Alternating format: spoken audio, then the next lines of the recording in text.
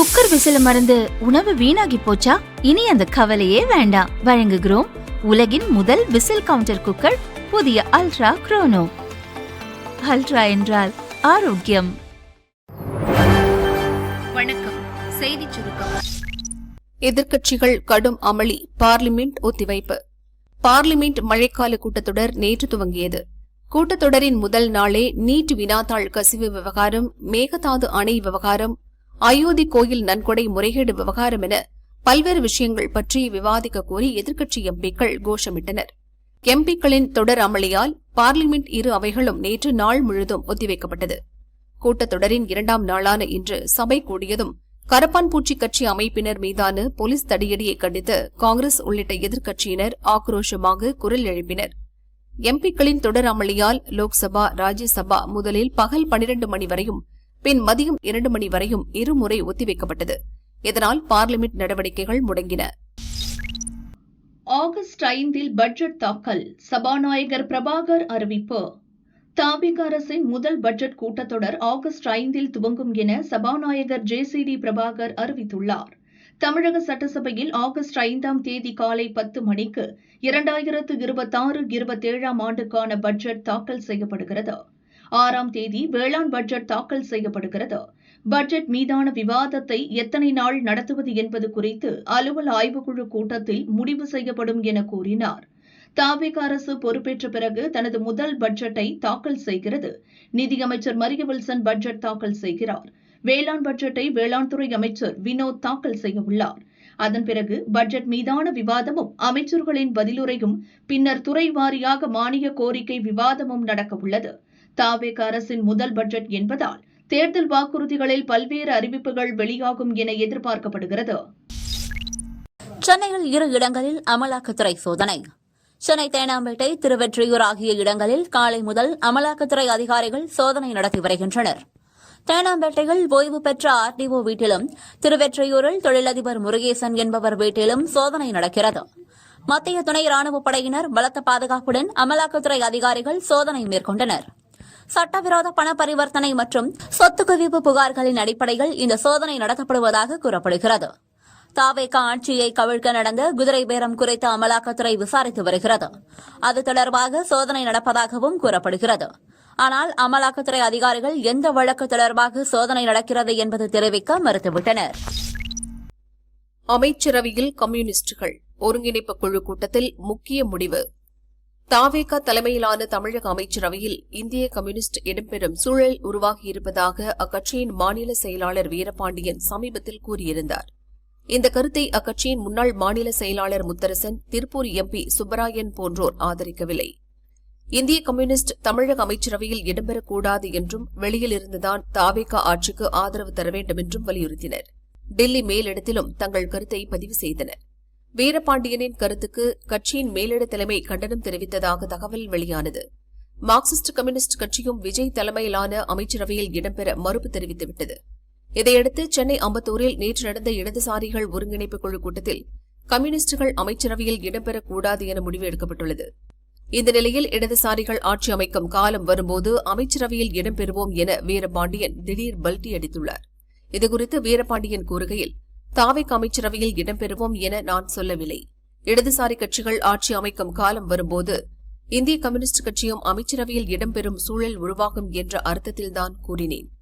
தாவேக அரசை 5 ஆண்டுகளுக்கு ஆதரிக்கும் முடிவில் மாற்றம் இல்லை என்றார். சுரங்கம் தோண்டிய போது மீத்தேன் வாயு கசிந்து நிலச்சரிவு, உள்ளே சிக்கிய 10 பேருக்கு சோகம். சிக்கிம் மாநிலம் நம்சி மாவட்டத்தில் சமர்துங் என்னுமிடத்தில் நீர்மின் திட்டத்திற்கான சுரங்கப்பாதை அமைக்கும் பணிகள் நடந்து வருகிறது. நேற்றும் வழக்கம் போல் 27 தொழிலாளர்கள் பணியில் ஈடுபடுத்தப்பட்டிருந்தனர். சுரங்கப்பாதை அமைக்கும் பணியின் போது திடீரென மீத்தேன் வாயு கசிந்து வெடி விபத்து ஏற்பட்டது. இதனால் சுரங்கத்தில் நிலச்சரிவு ஏற்பட்டு நுழைவு வாயில் முற்றிலும் மூடியது. இதில் 27 தொழிலாளர்களும் சிக்கிக் கொண்டனர். தகவல் அறிந்ததும் தேசிய பேரிடர் மீட்புப் படையினர் விரைந்தனர். மீத்தேன் வாயு கசிவால் மீட்புப் படையினர் பாதிக்கப்பட்டவர்களை நெருங்குவதில் சிக்கல் ஏற்பட்டது. வாயு கசிவை சமாளிக்கும் வகையில் அதிநவீன வாயு கவசங்கள் மற்றும் ஆக்ஸிஜன் சிலிண்டர்களுடன் கூடிய சிறப்பு பயிற்சி பெற்ற வீரர்கள் அண்டை மாநிலமான மேற்கு வங்கத்திலிருந்து வரவழைக்கப்பட்டனர். சிறப்பு மாஸ்குகள், ஆக்ஸிஜன் சிலிண்டர்கள் மற்றும் நவீன துளையிடும் கருவிகள் உதவியுடன் நுழைவு வாயிலை தோண்டி உள்ளே சென்று மீட்பு பணியில் ஈடுபட்டனர். இருப்பினும் இந்த சம்பவத்தில் 10 தொழிலாளர்கள் பலியானார்கள். அவர்களின் உடல்கள் கேங்டாக் நகரில் உள்ள மாவட்ட மருத்துவமனைக்கு கொண்டு செல்லப்படுகின்றன. மீதமுள்ள தொழிலாளர்களை மீட்கும் பணியில் தேசிய மாநில பேரிடர் மீட்புப் படையினர், சிக்கிம் போலீசார், தீயணைப்பு மற்றும் அவசரகால பணியாளர்கள், சுகாதாரத்துறையினர் ஈடுபட்டுள்ளனர். தொடர்ந்து 2வது நாளாக தங்கம் விலை ஏறுமுகம். சர்வதேச சந்தை நிலவரத்திற்கு ஏற்ப நம் நாட்டிலும் ஆபரண தங்கம் விலையில் தினசரி ஏற்ற இறக்கம் காணப்படுகிறது. சென்னையில் நேற்று 1 கிராம் ஆபரண தங்கம் 13,150க்கும், 1 சவரன் 1,05,200 ரூபாய்க்கும் விற்பனையானது. இந்நிலையில் இன்று 1 கிராம் தங்கத்தின் விலை 70 ரூபாய் உயர்ந்து 13,220 ரூபாய்க்கு விற்பனையாகிறது. சவரனுக்கு 560 ரூபாய் உயர்ந்து 1,05,760 ரூபாய்க்கு விற்பனையாகிறது. வெள்ளி விலை கிராமுக்கு 5 ரூபாய் உயர்ந்து 240 ரூபாய்க்கு விற்பனையாகிறது. தங்கம் விலை நேற்று கிராமுக்கு 15 ரூபாய் உயர்ந்த நிலையில் தொடர்ந்து 2வது நாளாக இன்று 70 ரூபாய் உயர்ந்துள்ளது குறிப்பிடத்தக்கது. டெங்கு காய்ச்சல் பாதிப்பு இனி இருக்காது, வந்தாச்சு தடுப்பூசி. பருவமழை காலங்களில் இந்தியாவில் டெங்கு காய்ச்சல் பரவுவது வழக்கமான ஒன்றாக உள்ளது. கடந்த 20 ஆண்டுகளில் மட்டும் நம் நாட்டில் டெங்கு பாதிப்பு 11 மடங்கு அதிகரித்திருப்பதாக புள்ளி விவரங்கள் எச்சரிக்கின்றன. குறிப்பாக டெங்குவின் 4 வகையான வைரஸ்களும் ஒரே நேரத்தில் பரவுவதால் நோய் எதிர்ப்பு சக்தி குறைவாக உள்ளோரின் உயிருக்கு ஆபத்து ஏற்படும். எனவே டெங்கு காய்ச்சல் பரவலை கட்டுப்படுத்துவதற்கான நடவடிக்கைகளை மத்திய, மாநில அரசுகள் தீவிரமாக மேற்கொண்டு வருகின்றன. இந்நிலையில் கடந்த 2022இல் கிழக்காசிய நாடான ஜப்பானைச் சேர்ந்த உலகின் முன்னணி மருந்து உற்பத்தி நிறுவனமான டக்கீடா பயோபார்மசூட்டிகல்ஸ் கண்டுபிடித்த கியூடெங்கா என்ற தடுப்பூசியை நம் நாட்டிலும் பயன்படுத்த முடிவு செய்யப்பட்டுள்ளது. சர்வதேச அளவில் இந்த தடுப்பூசியை 43 நாடுகள் பயன்படுத்தி வருகின்றன. இதுவரை 3.2 கோடிக்கும் அதிகமான டோஸ்கள் விநியோகிக்கப்பட்டுள்ளன. இந்த தடுப்பூசியை பயன்பாட்டிற்கு கொண்டுவரும் முன் 28,000 பேருக்கு செலுத்தி 19 கட்ட மருத்துவ பரிசோதனைகள் நடத்தப்பட்டன.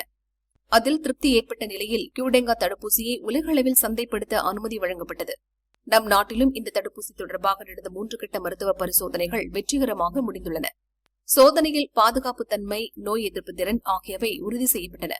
தவிர டெங்குவின் 4 வகையான வைரஸ் தொற்றுகளுக்கு எதிராக 7 ஆண்டுகள் வரை நீடித்த பாதுகாப்பை இந்த தடுப்பூசி வழங்கும் என ஆய்வில் தெரியவந்துள்ளது. மேலும் உலக சுகாதார அமைப்பும் இந்த தடுப்பூசியின் தரம் மற்றும் பாதுகாப்பை அங்கீகரித்து நோய் பாதிப்பு அதிகமுள்ள நாடுகள் பயன்படுத்தலாம் என பரிந்துரைத்துள்ளது. இந்தியா முழுவதும் 4 முதல் 60 வயது நிரம்பியவர்கள் வரை அனைவருக்கும் இந்த தடுப்பூசியை செலுத்தலாம் என இந்திய மருந்து கட்டுப்பாட்டு வாரியம் அனுமதி அளித்துள்ளது. இதையடுத்து பயாலஜிக்கல் என்ற நம் நாட்டின் முன்னணி மருந்து உற்பத்தி நிறுவனத்துடன் கைகோர்த்த டக்கேடா நிறுவனம் ஆண்டுக்கு 5 கோடி தடுப்பூசி டோசுகளை உற்பத்தி செய்ய திட்டமிட்டுள்ளது. கொசு ஒழிப்பு விழிப்புணர்வு பிரச்சாரங்களுடன் இந்த தடுப்பூசியும் பயன்பாட்டுக்கு வருவதால் நாட்டின் பொது சுகாதார கட்டமைப்பு மேலும் வலுவடையும் என எதிர்பார்க்கப்படுகிறது.